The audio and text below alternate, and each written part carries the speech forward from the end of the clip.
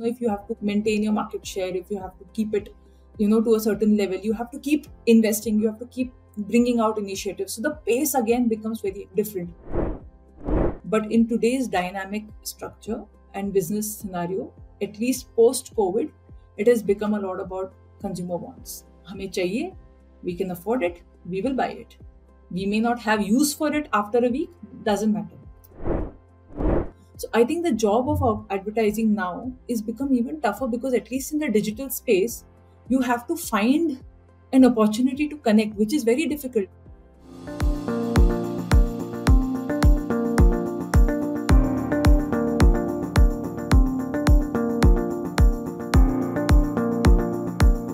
Ladies and gentlemen, welcome to yet another episode of The Growth Genius, where we share growth stories in marketing and business. The Growth Genius is powered by Infidigit. We are SEO experts. We help you accelerate your growth through organic search. Our Growth Genius for today is a marketer par excellence. She has worked in various brands of global repute. In her own words, she is a believer in agility, in having an entrepreneurial mindset and creating great teams which help her deliver exceptional results. She has multiple roles in her life, that of a mother, a wife, a daughter and a sister, and of course that of a professional. Her staunch belief in managing work-life balance is what helps her balance all these roles. So without further ado, join me in welcoming Ms. Deepti Naithani, Director D2C Business at Tata Consumer Products. Deepti, welcome to the Growth Genius. We are glad you could find out time to join us for this podcast. Thank you. Thanks, Mehul. The pleasure is all mine. So, Deepti, just to start, we wanted to understand your role at Tata Consumer Products. Can you elaborate a bit on that? So my role on paper is I lead the D2C business for Tata Consumer. So we have a host of brands. Some of them we've acquired. Some are in the process of becoming a good, strong D2C business. So I'm overseeing that business completely. Right now, because I've joined, it's just been a few months and we are still setting up the system. There are only a limited brands that I'm looking at that are under my purview. Because where we are at right now, we need to set up the whole system. A large company like Tata is, D2C, etc., is still a bit new for them, just like for any other FMCG, so to say. It's not limited to Tata. But for me, specifically my role is leading the D2C business at Tata. Like I said, that is a role on paper. But what I do feel about my role is I often feel that I'm like an agent of change.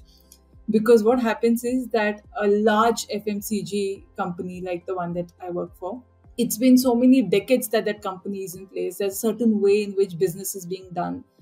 And for me to step in and say, hey, here's a new way of doing business. Hey, let's look at this. Let's look at something which is extremely consumer centric. The volumes may not be as much, but it is something that needs to be done. So for me to get the entire system to move and acknowledge that, this is something that needs to be done, I think that is where my role actually goes and sits. Because that's why I say it's something of, somebody who's bringing about a change in the perspective of the organization. So yes, I mean, that's how I would describe my role at Tata to you. Yes, so a change agent actually, brings in a lot of responsibility, especially, I would say it can be an uphill task when you are, working in a legacy brand like Tata. I mean, this is just out of the blue that came to my mind, but how do you manage this change or, how do you bring about change in your team in the first place? Any thoughts on that, Deepti?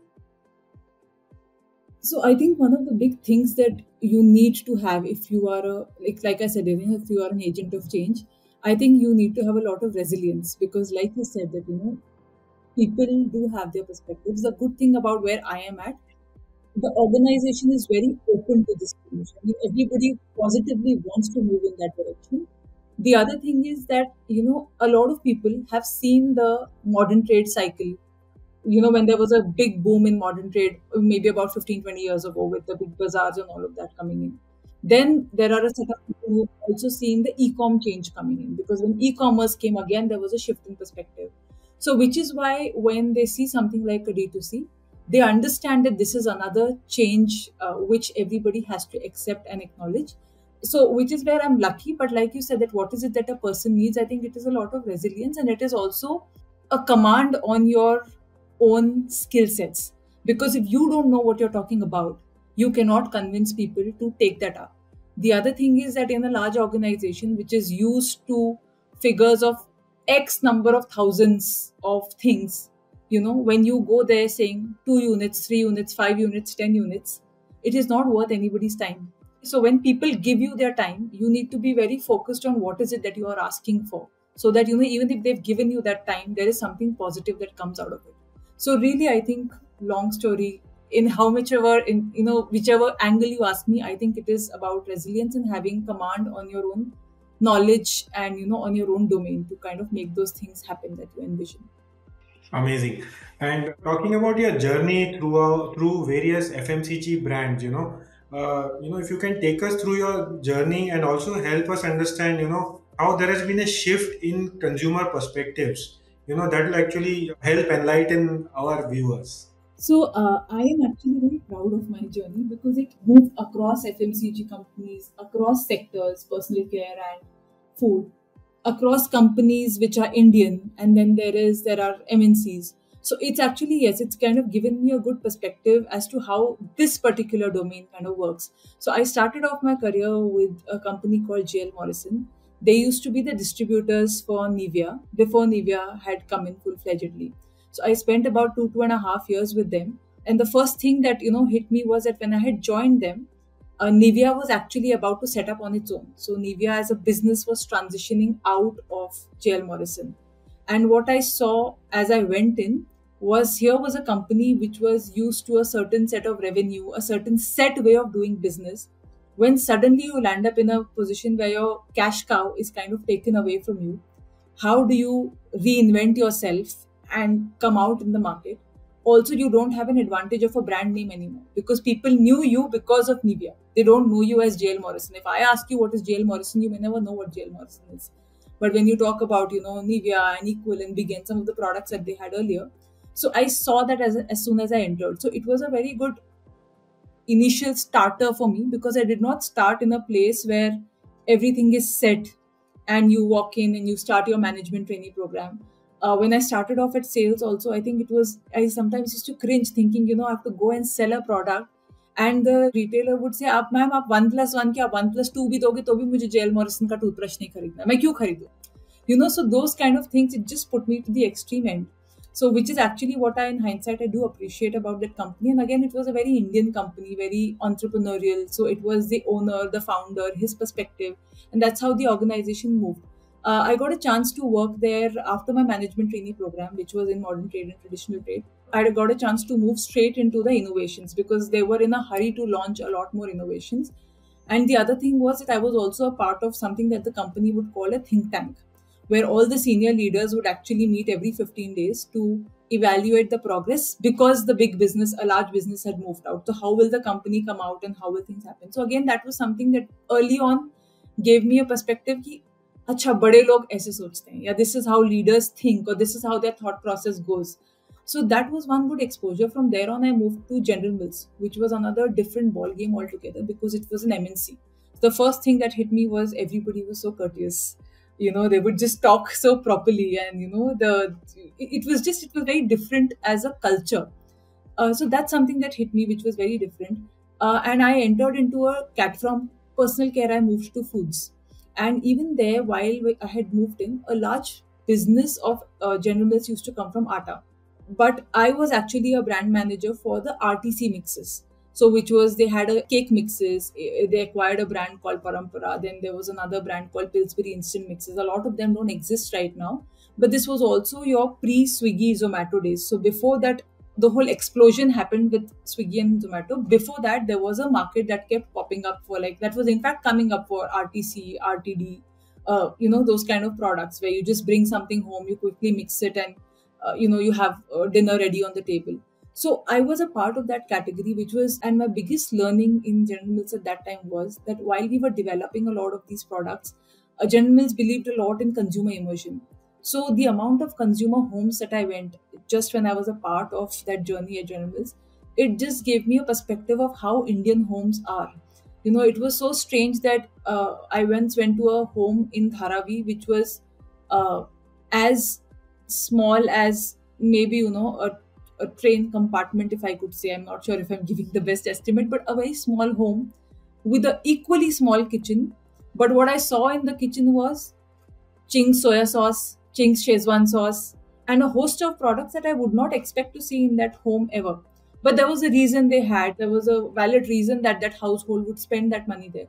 So these kind of things actually open your mind beyond what you are used to thinking. So I think a lot of my General Mills journey was about exploring newer categories like RTC and ready to cook and ready to eat, all of that, which were not the run of the mill categories, which also meant tougher ways to crack the consumer, tougher ways to crack the market. The distribution or the trade was not ready, the accepting these products. So there was a whole set of complexity that came in.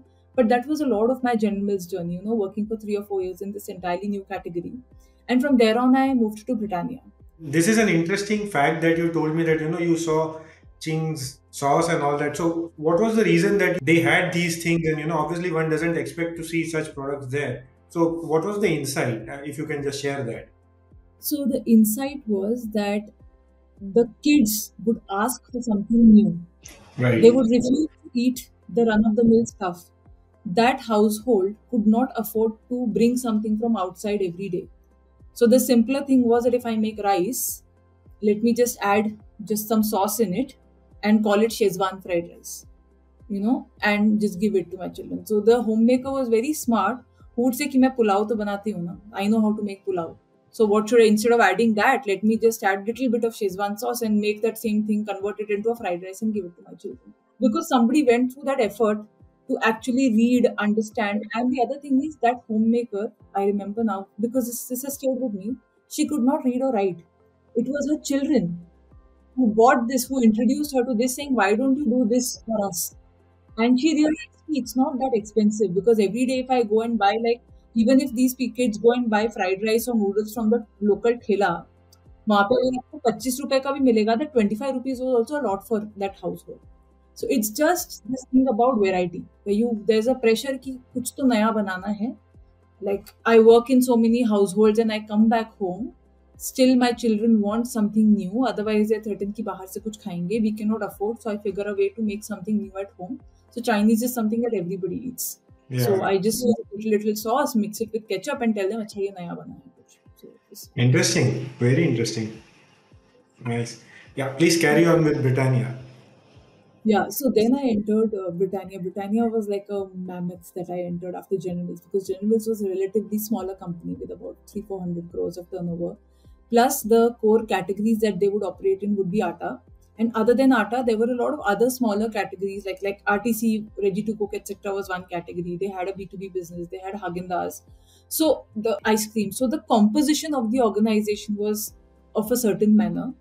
When you enter an organization like Britannia, where you are talking about a ready to eat biscuit, so in a RTC category where one consumer was buying one parampara mix, paneer masala mix of mine once in 3 months, here a consumer was consuming my packet of biscuit once in 3 minutes. So the pace of the business changes completely. Like you really enter into something which is very, very, very, very fast, very challenging, because it's the market leader, it is competing. And in this category again, all your competition, the big competition, is again in India. So, in General Mills, while we would discuss something and then it would go to the Singapore office, and from there it would go to the Minneapolis office, and by the time it would come to India, there would be like a good amount of time that would go. Here, your key decisions are taken by, Mr. Berry, who was sitting right next to you in that cabin. The competition would be a Parley and a ITC, who are again sitting very close by. So they're all taking decisions like this. Nobody is like waiting, अब approval आएगा तो. So the market landscape changes every 15 days to 3 weeks to 1 month. That's the level and the rate at which the market landscape changes. And it is also a very high pressure category, because, if you have to maintain your market share, if you have to keep it, to a certain level, you have to keep investing, you have to keep bringing out initiatives. So the pace again becomes very different. The command and knowledge that you had to have on concepts of marketing were again very different, because I came from a different world of marketing. So here again, there were so many fundamentals that one had to know and one had to pick up. So initially, for about first 3 to 6 months, it was a struggle for me because I was just trying to do as much as I could and absorb as much as I could. The good thing in hindsight was because my husband was in Bombay and I was in Bangalore at that time. So it just allowed me that much more time to just invest in catching up. But Britannia, again, so to say, was that kind of an organization where everything was very fast, very robust, because you couldn't go wrong. There is no scope to go wrong in that high stake, games that you play. I mean, it's at that level. So it was fantastic at Britannia because I just saw myself change completely as a marketer and as a person, actually. The change that I went through and the learning curve that I went through. And the category again being very different. Here again, Britannia also, again, like a true FMCG company, did a lot of consumer work. And I was working on the category called premium creams, which had all cream biscuits. So here, my core TG was actually kids aged between say 6 to 14. So while the mothers were the gatekeepers, कि हम यही खरीदेंगे या ये नहीं खरीदेंगे, you were actually trying to understand what is it that the kid is wanting in a biscuit. If they want a Oreo, why do they want a Oreo? If they want a Jim Jam, why do they want a Jim Jam? Or if they want a bourbon, why do they want a bourbon? Why will they buy or not buy a Patanjali biscuit? Because at that time Patanjali was a rage that had come in. Or why would they not consume a glucose biscuit? So those, at least those kids had a very unique way of articulating. So that again gave me a very different perspective from what a homemaker would think versus what a child who wants something and who has a certain amount of influence would think. It was again a very different way of uh, looking at things. So how did you manage to, get past that filter of, the homemaker or, the watchful mother, so to say? And why I ask this question is because, at the event when we met, you actually spoke about, offline on-ground activation. So was that something you did in terms of tastings or, how did you manage to break that barrier or get that acceptance of a watchful mother so that the kid will go for Britannia products? So see, the one thing is that mothers had accepted the fact कि इतना तो देना ही है. You cannot say no. Like you have to indulge the child in certain amount of biscuits. And there are occasions, right, when they go to school and if they have to carry two tiffins, one tiffin will be like your proper sabzi roti or whatever khana that you call, and the other tiffin has to be snack. And there was no way around it because that's how it was. Otherwise, the child would not eat anything. So they had accepted that we need to give, there has to be one occasion of biscuit. Now, whether that biscuit is a glucose biscuit or a cream biscuit, etc., is where the discussion or the debate between the mom and the child would be. But in any case, it was understood that a child will consume a cream biscuit. I mean, they would want it, they would take it. I think what also helps or helped at that time was that Britannia is a very, very trusted brand.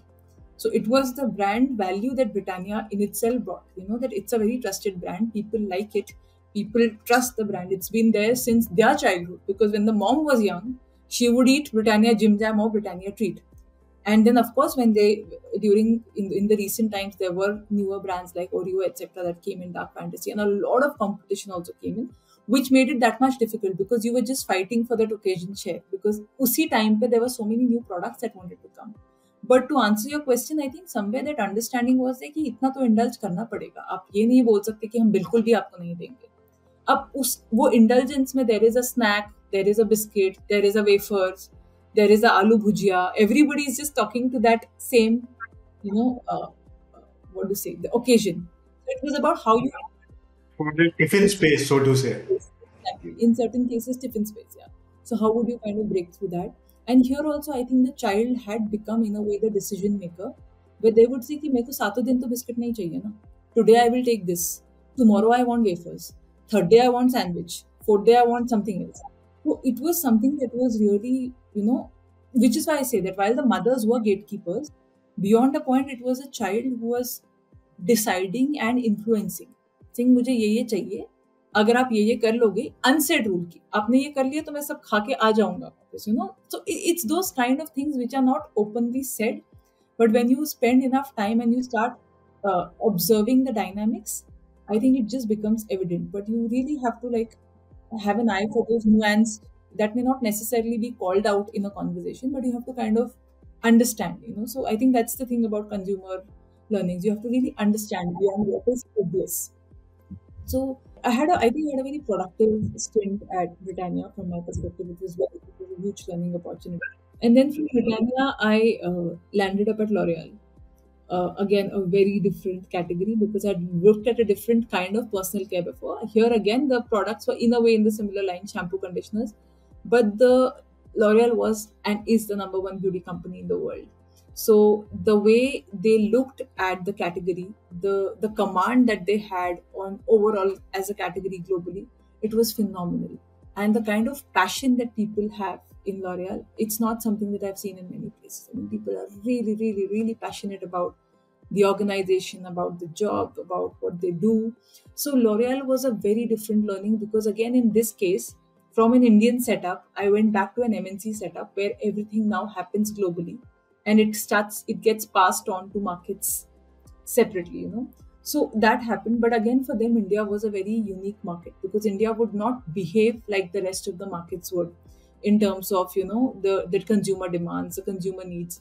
So in L'Oreal, actually, while the first couple of years were very interesting because I was also working in a different category. I suddenly had moved to a B2B business. It was a salon business that I was looking at.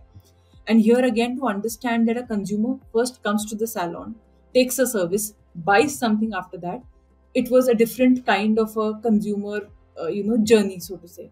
But I think the highlight again for me in L'Oreal was that when I was in L'Oreal, that's when the lockdown happened, and we had to switch to e-commerce because with salons and everything being shut, the only way to do business was to go digital. Within like 6 to 8 months of COVID, the way the organization adapted to not only provide things for last mile consumers but to also support the hairdressing community because the salons were shut, the community had no way of earning. So it was just setting up like initiatives, what we would call it social commerce, etc., getting salons to become digitized overnight so that if somebody's asking for something, you train them, you give them enough products, etc. So even if people are not coming in for services, there is something that you support them with, at least to start off with.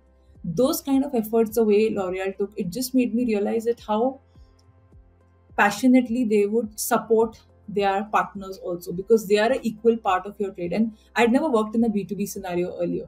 So when I saw this kind of an approach, it was again a very different kind of a journey and a learning for me to see how you kind of support your partners through thick and thin, and that's how they stay back with you during your good or bad times.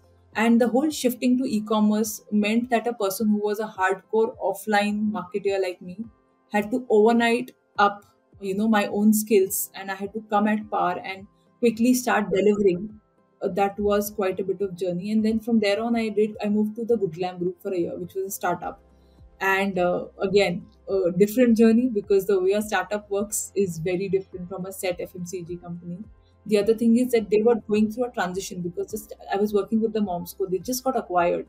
They had gotten acquired rather by the Goodlam Group. So when I joined them, it was a phase of transition, an extremely complex and a dynamic business scenario which I had not seen or experienced early. But when you spend like 1 year in startup, I now feel that it is equivalent to 4 years of normal FMCG life. So that's how it was. The pace was different, the decision making ability, the authority to take decisions, all of that was so quick and it was so democratic that it just forced you to think super fast and be absolutely sure of your decisions. Like, because there's no scope of going wrong. There's nobody else sitting there to say, okay, fine, if you go wrong, we will correct you. So again, it forces you to push yourself as a thinker and as a leader. And from there on, actually, when the opportunity came up with Tata, I think I just took it up because again, it was being an entrepreneur in a set business setup. So I think it's been quite a bit of journey, like I said, across brands, across categories, Indian companies, FMCG startups. But I think I'm thankful for that journey because it just put me through so many different situations that right now I think I can adapt much faster. I can foresee things because of so many business scenarios. So I think that's how it has helped. The second part of your question, I think, was also about after my journey, you spoke something about the consumer needs. And I think honestly that consumer needs for me ended sometime in 2015-16. After that, I think it has also become a lot about consumer wants because you may not necessarily buy things that you need. You just want things It's impulse now with e-commerce etc coming in. You can buy things at the tap of or a click of a button. It's just made it so much simpler that I now strongly feel that theek hai, there is one thing which is known as consumer needs, which I as a marketer would really strive for and die for to understand at one given point in time. But in today's dynamic structure and business scenario, at least post covid, it has become a lot about consumer wants. Hame chahiye, we can afford it, we will buy it. We may not have use for it after a week, doesn't matter. So that concept I think fundamentally is changing. Of course it remains for certain staple categories, ऐसे नहीं है कि हर जगह change हुआ है. But I think if you start to think of it, in more and more cases, it is about wants. I think that's how I see the big transition happen in so many years. So, in a way, we can say, D2C has been a catalyst in terms of, shifting consumer behavior from, asking about consumer needs to consumer wants, in a way. Absolutely. That is because of Absolutely. the convenience. Convenience, and also see what happens in the internet with the amount of, data sharing, etc., that happens. You actually start genuinely as a consumer, I start with consumer need. The brands figure out, they start targeting you, and then it becomes wants. Because see, when you genuinely search for something, say on an Amazon or a Google or wherever whatever is your discoverability platform, you are genuinely searching for it. But the minute you've typed one query, and you will notice that after 2 days you are just being targeted with something similar. So आपको एक चाहिए था, but आपने दो या तीन खरीद लिया because something else came up and something else came up and something else came up. So of course D2C and e-commerce, I think both have been catalysts, so to say, to see and to make this transition happen, where you start with needs, you end up with wants, and then you after that you end up with the unwanted. To be very honest, that's how I see it. To be very honest. Yeah, that's well put. Since you have, been in this space, and obviously you would have dealt a lot in advertising through, in your journey. What has changed from mainland to, today's advertising, and what are the, benefits and the pitfalls as well, according to you? I think that the job of advertising has become tougher now because your channels of advertising have evolved, your formats have changed, your consumer attention span has reduced. And the bigger thing is also that earlier you would get targeted by, 20 ads in a day, 30 ads in a day, maybe. Today, it could be 300 or 400 ads in a day. You will not even realize the whole day you're scrolling on Instagram, on Facebook, generally browsing through the internet. Har jagah se there is something popping at you. And you have actually now learned to ignore. Like I feel that as a consumer, I have learned to ignore to a certain extent. "Yeah, nahi dekhna, nahi dekhna, nahi karna hai." So I think the job of advertising now is become even tougher because at least in the digital space, you have to find an opportunity to connect, which is very difficult because see, for us in today's age, I don't watch TV, I watch OTT. YouTube pe I have a premium subscription. I don't see ads. I don't read the newspaper. So if a brand actually wants to connect with me, the only option for it to connect with me is through this noise of the digital world. And in that digital world also, there are so many people talking to you that I think one thing, like I said, it's become tougher to establish a connect with me. Second is that the fatigue sets in a lot more because earlier you would see an ad, maybe during a particular serial, or if you were watching a cricket match or IPL, of course you would see it to a certain number of times. On digital, because your frequency can be high, your creative fatigue sets in that much more sooner, which means that you have to keep having so many different set of creatives with similar messaging, with similar. So I just think that the job of advertising in general has become tougher. First, to establish the connect with the consumer. Second, to drive the messaging. How will you drive the right kind of messaging? To also understand what messaging clicks, because earlier there would be one consumer insight जिस पे सब काम करते थे. Today, for every consumer, there is a different insight. I mean, Mehul could need the same product and Deepti could need the same product, but the reasons why we could need would be different. So you have to talk to you specifically, they have to talk to me specifically. So I think yes, it's become very very difficult, so to say. So the benefits of this, I think, is that you are given multiple opportunities to target and connect with the consumer, which means that your cycle could become that much more sooner. Like आज मेरे को कोई चीज की need feel हुई, maybe earlier I would think about it and remember ki, oh, if I go to the shop next, when I go to shop I will buy it. Today if I feel the need, in the next 10 minutes I have already ordered for that thing. In the meanwhile, if I've seen some ad somewhere, the loop closes in that much sooner, I feel. So that's one thing. But I think the pitfalls in today's age of marketing, I strongly feel that because of this cycle that is happening, I think the learnings have become considerably low. Nobody has the time to sit back and analyze कि क्या गलत कर रहे हैं.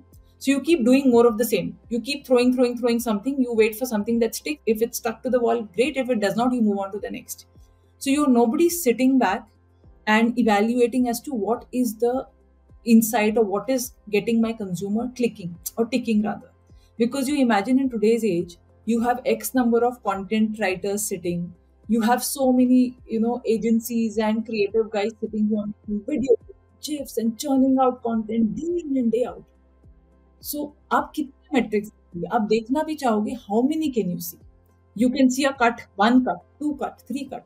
But if for 5 different cuts of the consumer, if you have to look into data, nobody has the time. So again, I feel that the pitfalls is that, the learning has gone down considerably, which means there is a lot more, errors sort of that could go out, wrong content or content that will not necessarily give you any ROI, but it just has to go.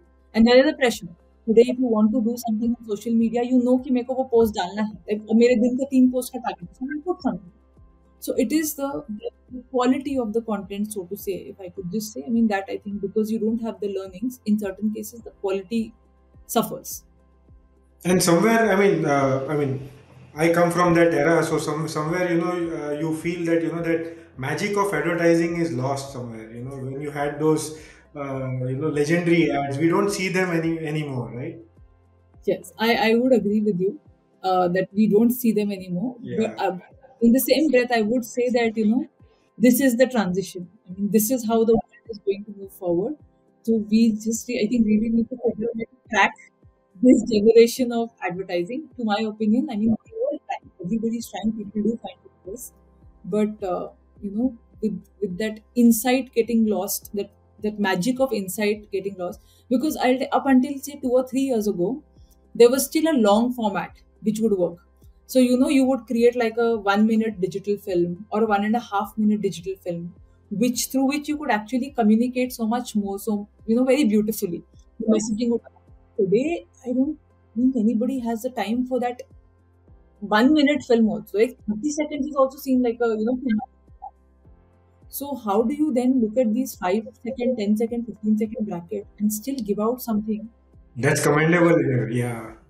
It is really tough on marketers today, and I think really it's commendable as to how they manage to do it. I True. think Very true. If you can share your experience in terms of how you converge offline and online marketing efforts, and if you can share some of your experiences in terms of BTL activities or whatever you have done in that space, that will be helpful.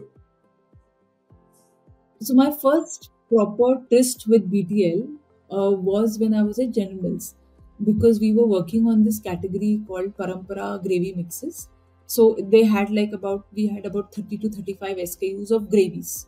So the idea was that if you want to eat paneer makhan wala today, so you just have to add the paneer to the gravy because the gravy is ready. So it was that kind of a product, convenience, consistency in taste, etc. So that time we wanted to activate a complete alternate channel because it was a small brand and retailers were not necessarily ready to stock it, and the category was also very slow. आपने एक बार खरीदा तो आप 2-3 महीने बाद खरीदोगे, which means that you really had to get a lot more new consumers into the fold.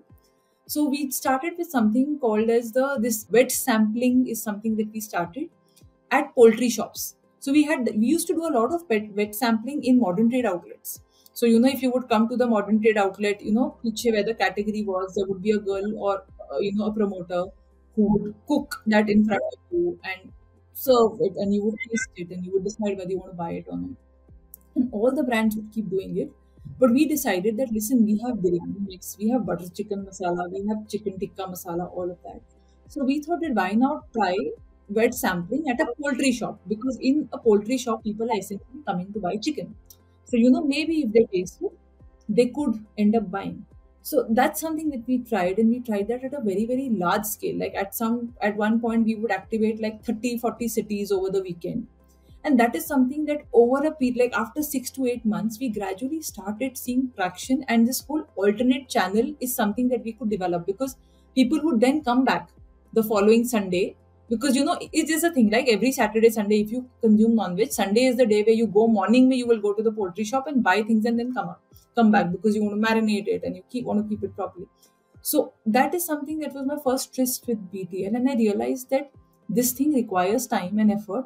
But in categories where you are establishing a new category overall, or you're trying to recruit new consumers, that is something that really works. After that, I don't think I have worked in any category which required this kind of an effort. But if you ask me today, I am back, working on a certain category, which is really gourmet tea and gourmet coffee. And again, I think I'm beginning to go back and lean back on the BTL efforts, because in the digital world, how many consumers can I get? It's a gourmet category, right? So it is not something that every consumer will buy. Also, the way the products are made, or the way they're supposed to be cooked or delivered, it's a bit different. So it is not something that will appeal to everyone. You may not necessarily, honestly, if I tell you, you buy tea of like 400, 500 rupees a kilo, if I tell you that, listen, this is super premium tea at like 5,000 rupees a kilo, you'll be like, nahi chahiye. Why do I need it? But then again, there is a market that is emerging. The segment is doing really well. The brand is doing really well, which means that people have found track, like people have accepted it. I just need to find the right set of people. In the digital world, what happens is I keep trying and targeting, but the experience cannot be brought to life. All I can do is I can show you the dabba, like I can make a video, but it's really about, when you actually see the tea leaf, the aroma, the size of the leaf, the density. It's really that, and that is something that I cannot deliver in the digital world. Which is why we are now leaning back to the good old method of BTL, where we figure out how can we sample this, how do we find the right TG, because this kind of a super premium TG is not going to be sitting everywhere. And the CACs that I have, honestly, in the digital space, just to acquire those consumers, my ROAS takes a hit. So everything goes to a different level. So Right. if I have a chance of meeting even like a 500 people at a place, I mean, whatever it could be, and sampling my product to them, and out of them, even like 50 convert or 10 convert, for me, that cost is much lesser than what I do a hit and miss in the digital world. True.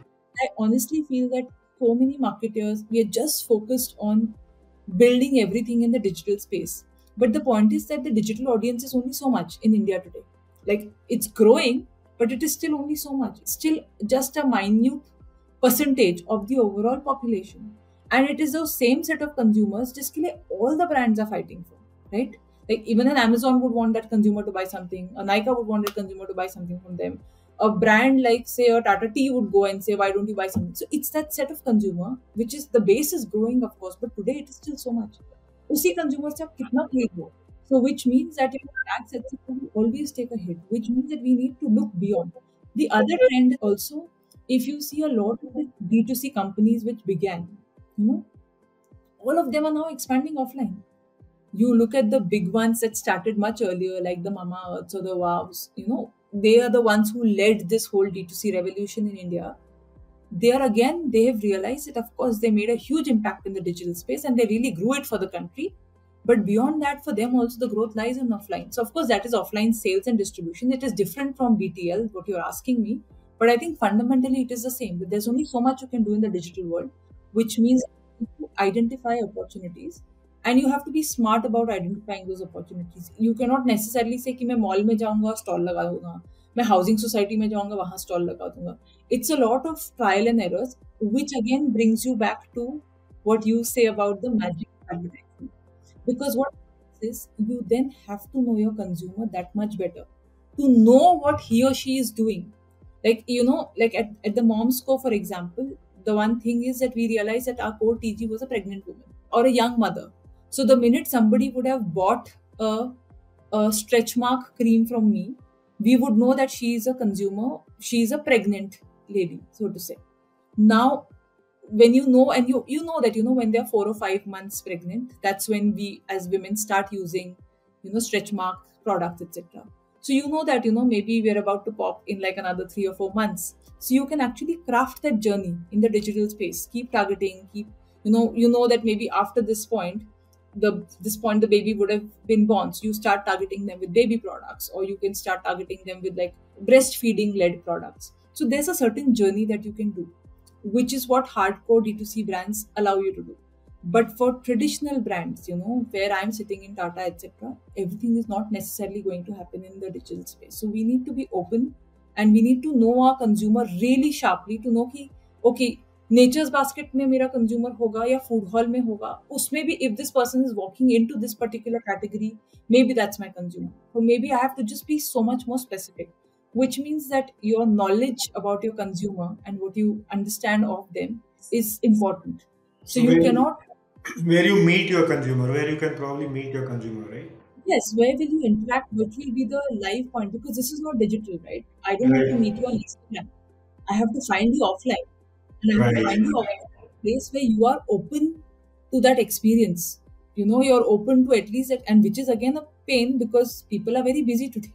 So they don't have you, even when you enter into a mall, you don't really have, you're not, if somebody asks you, sir, credit card, ले लो या नहीं, thank you, I don't want it. You know, so it becomes very specific, like maybe in a airport, maybe in a lounge, it is like that much. You have to find avenues where people will be relatively free for that 5 second or 10 seconds of video. So you really have to be very sharp about knowing your consumer, knowing their behavior, to kind of target. And the product you are talking about, these are the super premium teas from Tata, the 1856. Yeah, the 1868. Yeah, maybe I could cite that as the example. Right, That right. really know who these people are. True. How do you interact? How do you reach them? You cannot just catch them anywhere. So you have to, your consumer knowledge has to be that much more stronger, I believe. So which again goes to other, the last point that I also feel, so today, like we say, social listening, which is very important, and I'm not taking anything away from that. And I have relied a lot on social listening. But then it makes me think that there is nothing like the good old method of, one-on-one GDs and DIs, what you would do FGDs in some of the earlier days. You may not have to do as many because your digital world does give you like a certain repository of data, but at least you need to have physical interaction with your consumer to know. And this is something again that I think it could be missing, or it is a trend that is maybe, slowing down. But again, to answer your question, yeah, BTL I feel is super critical in certain categories, and you need to be aware. Yeah, very interesting. In fact, there was a Tanishq shop, where I used to live in Bombay earlier. And what they used to do was they used to invite housewives in the afternoon at the store to have kitty parties. Correct. And that is where they used to showcase their products. So it was very interesting to see, these things happening. And again, it's a Tata product. So Yeah. it was very interesting. And this was, way back, I think in 2010 or so when I saw Yes. that. Yes. I had gone there for some work, and I realized that, these are the things that they are doing. They are actually utilizing the space, and obviously since it's a jewelry store, the ambience is nice, and and all the snacks and everything is served there, and they used to also showcase their product. So yeah, I mean, that is another interesting way of interacting. Yeah. So one could argue that the impact could be slow, and I'm not debating Maybe. that. It Yeah. will be slow. But like I said, that, for certain categories, it could just mean a sharper way of reaching out to the consumer. Very interesting. Any particular, I would say, aha experience or a growth story which you can share, which actually, something that you implemented, and you saw tremendous growth in coming from that particular campaign. So I think for me, the aha moment actually came when we launched on e-commerce. When I was in L'Oreal at that time, and like I said, that we were in the B2B space. We were giving our range of products were shampoos, conditioners, serums, etc. that were relevant for salons. And then these salons would retail out smaller packs. So the thing would be that if you've come to the salon for a hair wash or a hair spa, etc., so once you've done that service, or you do a straightening or a smoothing, after that the salon would give you a certain kind of a product and say कि अभी आपको कुछ time तक यही shampoo conditioner use करना पड़ेगा because you've gotten a service done. Otherwise, the service will not last that long. So we were into that kind of a very specific category. But like I said, that when COVID came, and with COVID happening and everything had to go digital, so overnight, like I said, that we had to now learn how to be on e-commerce. And in e-commerce, for a brand of shampoo, conditioner, or for a brand of serum, where you have so many more options available, not only within L'Oreal, but generally you have your levers and PNGs, everybody of the world with like the top notch products and competing for space. So I think it just meant, again, going back to how do you see the consumer and what could you. So the product actually that we were really trying to build on e-commerce was this product called Biolage Serum. It was a hair serum. And in India, serum as a category is not something which is really understood. Like, anyway, it's a very tiny category. And our job was to actually make this serum a success in e-commerce, because anyways, आपका offline तो ज़्यादा sale हो नहीं रहा था. And that was the only product that we had identified which also fit in that price value bracket, because most of our products were priced above 4 or 500 because they were very specific products that were to be used after a service. So the serum was only one product, which is a generic product, which could be used by everyone. But then serum as a category is very low in India. And so in India, so what could you do? So I think that's where our journey began from. And the team that I had, I mean, we were a good bunch of people together who went back to, again, I keep saying, but I will never get tired of it, consumer insights, and understanding how the consumer is behaving. The one good thing, for example, that Amazon does is Amazon is a discovery platform. So you have the search tool on Amazon. So if you start using that, you really understand what is it that the consumer is looking for. So you understand that if if the consumer is asking for serum, if they're asking for Biolage serum, for example, specifically, there could be a tiny set of consumers, but you cannot let them go. But if you are generically fighting in the category of serums, then you are competing with X number of other serums. If you are fighting competition, then there is a certain way in which the market will work. Again, you need a reason. RTB, why will you buy me? And then the whole fact that we are endorsed by hairstylists. We are a brand that is endorsed by salons. We are a professional brand. How do you bring the professional angle to it? So every advertisement or every piece of communication that would go out would actually have like a stamp of professionals, or would actually be with a hairdresser doing something to your hair, to just differentiate your communication, to understand that who will buy a serum, for example. So I would say that a serum is a product that is not your everyday need. It's a want, right? So अब आप उसको कैसे बेचोगे? And then you figure that maybe people who are buying a face bleach, or people who buy under eye creams, who are so particular about their complexion and their skin, maybe they would be interested in also seeing their hair smooth. Or during COVID, you find multiple insights, like oh, you have a call coming in, you have a video call, and you want to be ready for it in 10 seconds. Just use a serum, put it, and you see your hair smooth and shine. Yeah. Or you work out, and after workout your hair becomes really frizzy. Why don't you? And you cannot wash your hair every day, so why don't you use a serum? Yeah. Or for example, if you are cooking at home the whole day and your hair has become very again, frizzy and sweaty, so it's about finding those things. The other thing was, for example, if you like traveling and if you're going out traveling, the one thing, what is it that you will always have in your handbag? So typically it is your car keys, it's your cell phone, it's a lipstick, it could be a kajal, and then it's a serum because it's a quick fix. So you really have to find out who are those people who are most likely to buy you.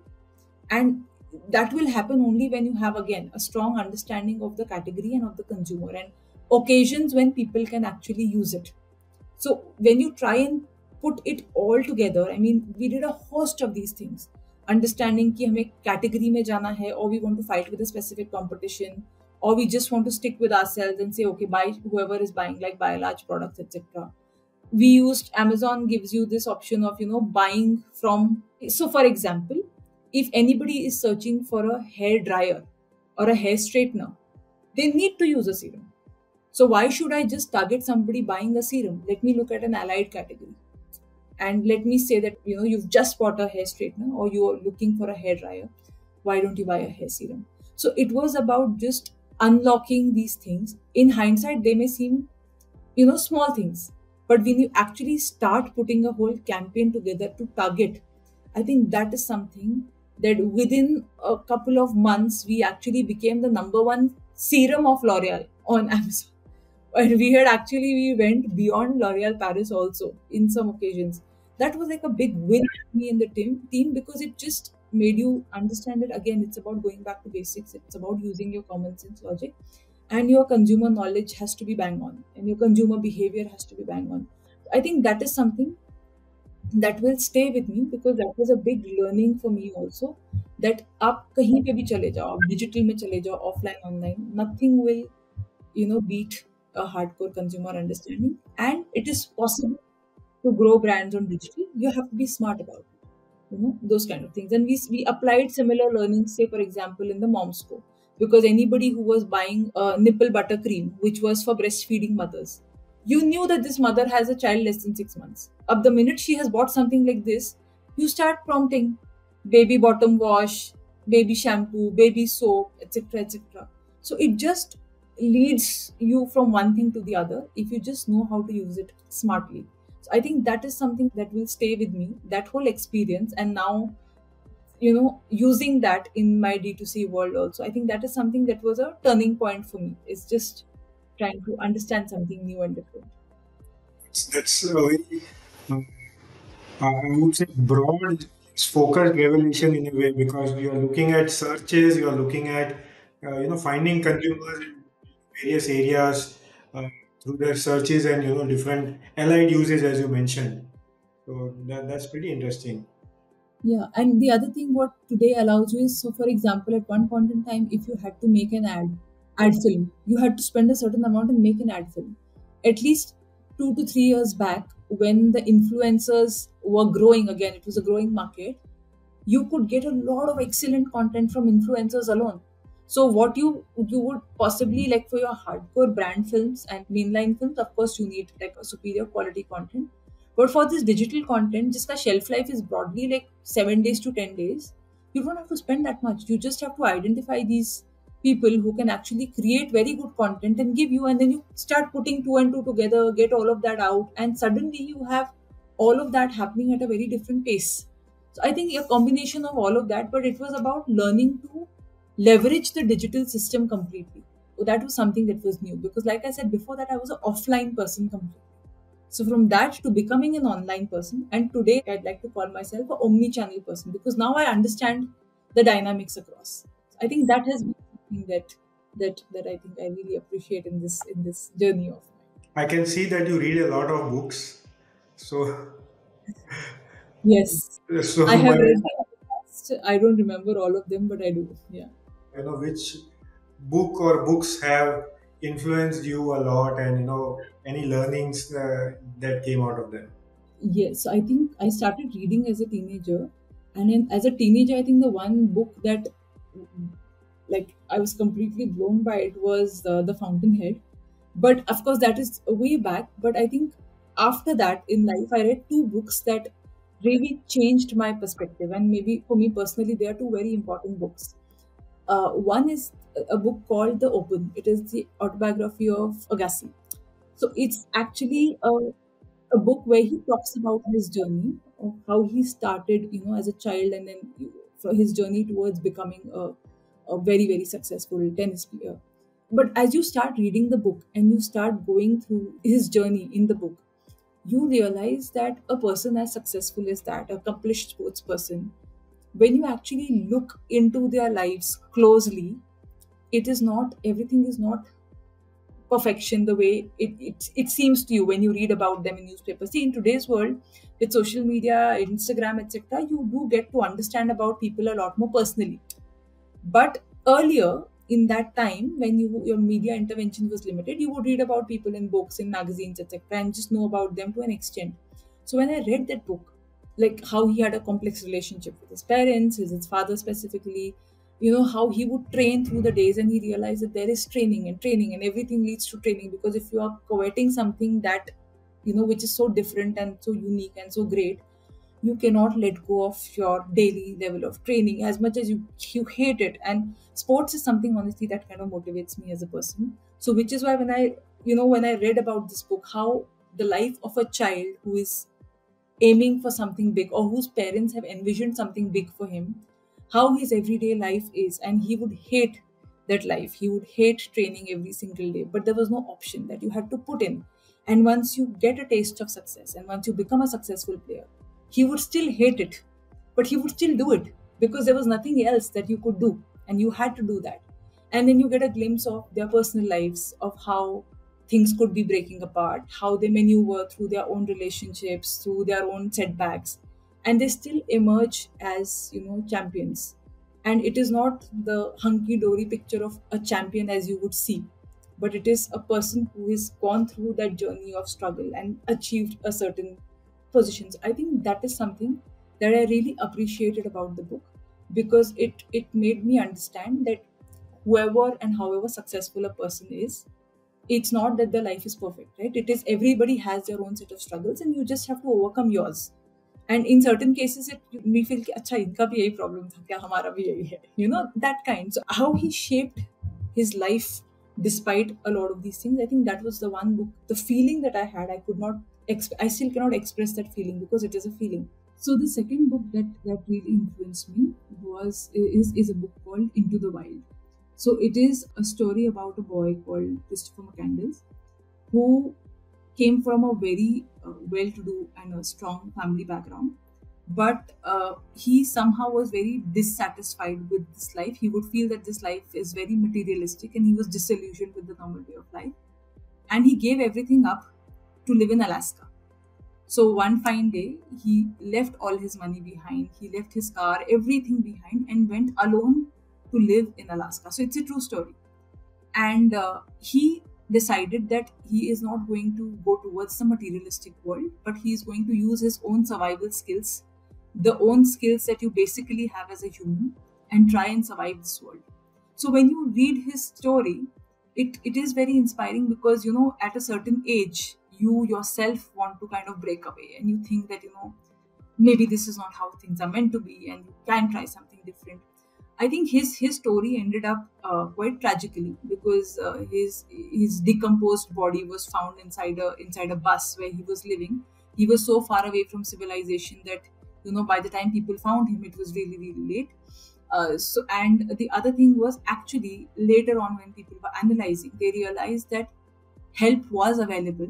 He did not know about it, but help was available, not very far away, but it was available.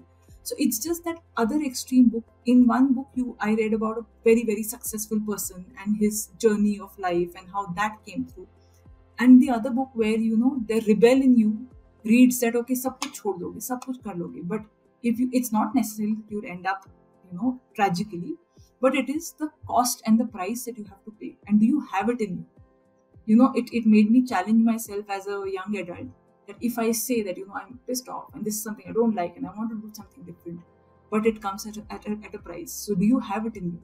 And if you realize, the sooner you realize where you stand and the decision you make about this thing, I think it just becomes very easy and smooth, because your inner conflict gets resolved that much sooner in life. And so for me, that's how it was, that the inner conflict maybe that I had as a young adult, which everybody has, it just got resolved at a certain point after I read both these books, I think. And it was a very close, but the time between the two books was not too much, so it was just a coincidence where I read both of these books, and I just realized that this is the path that I will take, and I'll be okay about it. So no regrets, no conflicts, just extremely happy and content at where your journey is taking you. So I think that is something these are the two books that I really, really, really like, and I really could read. I think I would tell them to kind of look at these books. I mean, they would be a really good read. Final segment, Deepti. So, just wanted to understand, or rather, wanted to ask you. I have learned a lot from this podcast, and when you talk about consumer insights, knowing where to find your consumers and all, what will be your key takeaways that you can share, or key learnings that you can share for upcoming professionals or budding professionals? Yeah, if you ask me, I would just take from my own journey because I would like to feel that I'm in a spot or in a place where I would want to be. So maybe this is the place where, if the 18-year-old me would know that if I'm going to be here today, I would be very proud. So I think for me, the fundamentals that have shaped me during my journey are, first, I think learning and absorbing. I often like in my earlier years when I was a brand manager, I would think that I'm a sponge and I only have to absorb and I only have to absorb and I only have to absorb. And that was my mindset because I was also moving from one company to another, smaller companies to bigger companies, smaller categories to bigger categories, smaller stakes to higher stakes. So it just meant that I did not know everything, which means that I had to just stay quiet, put my head down and learn and absorb. And because I did that in my initial years, and I'm not proud about this, but I had like a horrible late 20s. In my late 20s, when I was like a brand manager, I would just keep like working all the time. It's not something that I'm proud of, but it's just how my journey shaped up, because of the switches that I made or because of how I laid my own personal ambitions to be.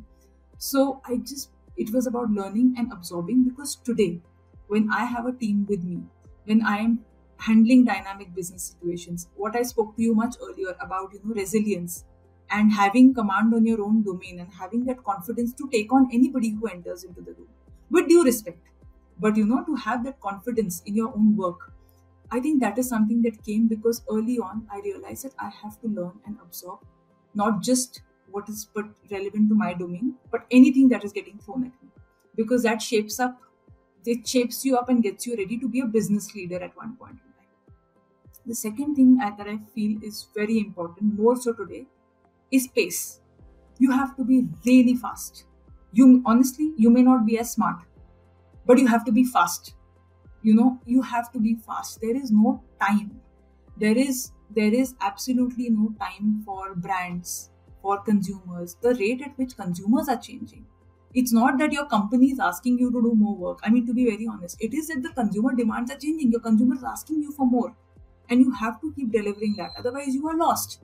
And by the time you have thought of a campaign and you brought it out, or you start coordinating with two people, it has to be like this. So I think the other thing which is extremely important is pace.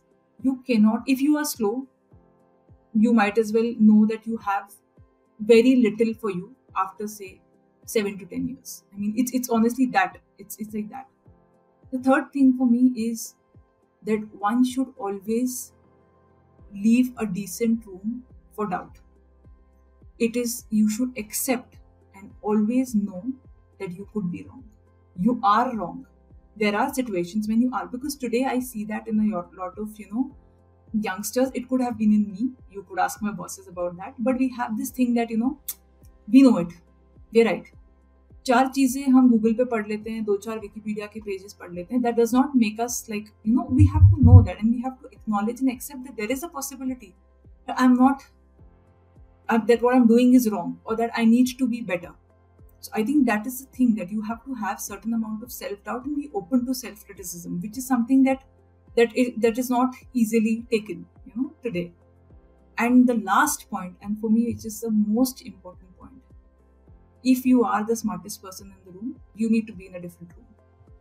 You cannot, then you're not in the right room. So that is how you grow.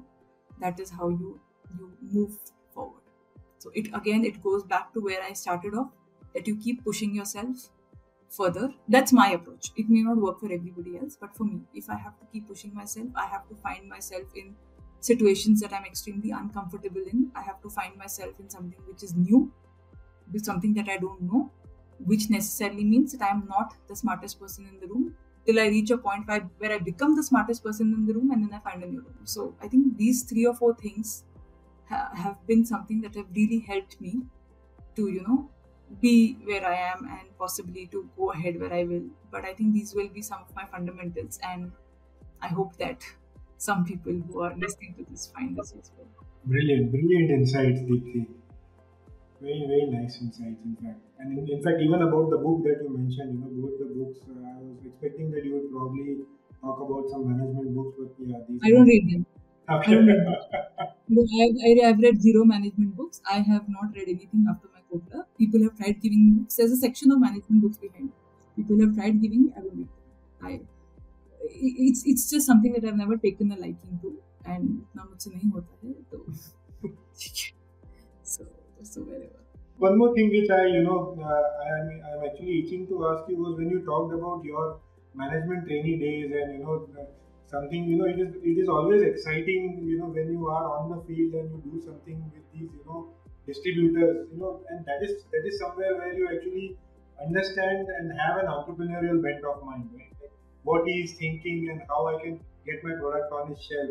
Anything you would like to share, any anecdote or anything you would like to share, because normally I see a lot of interesting stories coming out of grocery stores, so to say, when a management training goes. So anything that comes on top of your mind?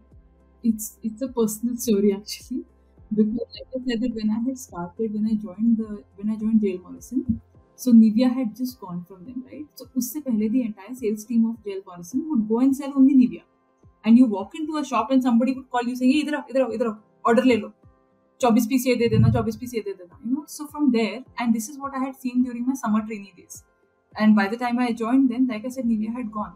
So the products that I had to sell were like Morrison toothbrushes and Morrison toothpastes and Morrison shaving cream, because they knew how to make Nivea had like shaving creams and shaving gels.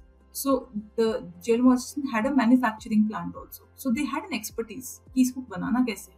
But the branding part was missing completely. But they came up with like their own set of products to fight back in the market.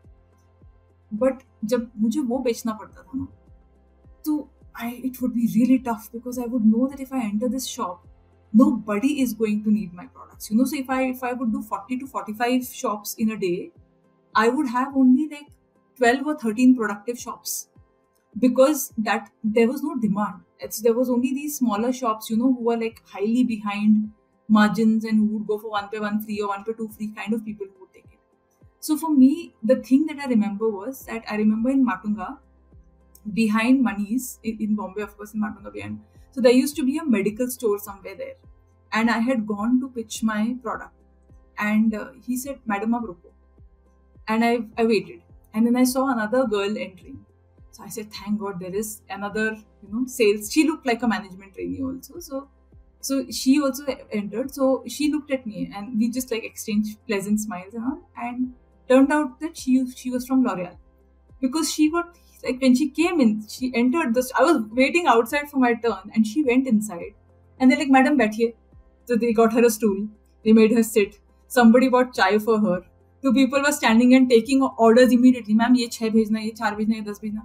I was like, okay. So that was one moment that made me realize that, maybe I'm not in the right space or place. Because while the distributors were also extremely good, but they were all used to being Nivea distributors. So suddenly for them, for me to go and say, okay, आप 50 लाख का Nivea का business करते थे or whatever, से आप मेरा 50,000 का business कर लो. I mean, the whole scheme of things changes. So suddenly you are looked at, so you go out of college thinking you are a bond, like मैं तो management training में जा रही हूँ and all that. And then you enter a store. एक तो the first step of entering a store to break your management, your MBA, thing behind and just entering a store. And then to have an experience which is a bit extreme, so to say. I think that is something that I remember very, very clearly, because that was one thing that made me realize that, this whole thing of moving on, move. That whole thing I think emerged from this. So I remember that very, very clearly. I wasn't offered tea. I wasn't given a stool to sit. Nobody took my orders. So, that is something, it is very, like I said, it's very personal. There is no learning for anybody here, but it's just something very personal, that incident that I remember. So you decided that, I think you should be in a different place, not here. That was Yes. the feeling. That was a feeling that, maybe you're doing the right thing, but not with the right set of people or not for the right company. Right. Because there's nothing wrong. You are a smart person. You are doing the exact same thing. You entered the shop, you made the same pitch, you took out the same documents, you did the exact same thing, and you know about your products, you know about your schemes, you know what the distributor has told you, you know what your ASM has told you. So you are 100% prepared. But maybe you are not at the right place, or maybe you need to change your place. So I think that is something from my sales training days, and you get a good sense of where you are, what kind of person you are working with. You get that sense much earlier. I think, yeah, that's something that has stayed from me. That's the only memory rather that I have of my training days. Memory इतनी है, learnings बहुत याद है, but memory इतनी. Thanks a lot, Deepti, for your insights and the wonderful chat. Post the interview, I would say. Thank you so much. Pleasure. Thank you. Thanks. Bye. So, ladies and gentlemen, that was Deepti Naithani, Director D2C Business at Tata Consumer Products.